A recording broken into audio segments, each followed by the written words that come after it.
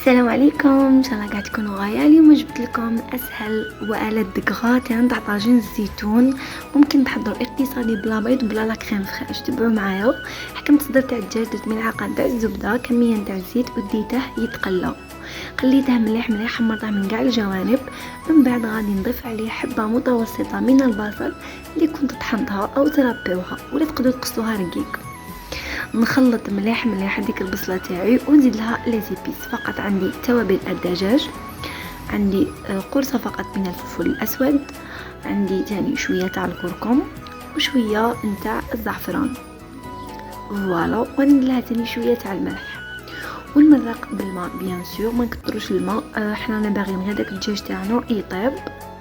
وكنت تاني درت الزيتون تاعي في شويه ماء مع طرف زروديه باش تقلع على هذيك الملوحيه، وراني نضيفه للخليط تاعي.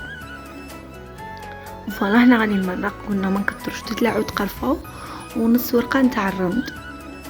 فوالا، نديهم فوق النار حتى يطيب لي هذاك الصدر تاع الدجاج. راكم عارفين الدجاج ما فيهش الروح، وهذاك الزيتون يدخلوا لي زيبيس. حكمت بلا لي يدخل لو فوغ، كنت قليت فيه كميه تاع بطاطا مربعات. بعد ما طاب لي الزيتون هذاك الدجاج راني فتته ودرته في العمول. يعني حاجه سهله ديروه في اخر يعني دقيقه.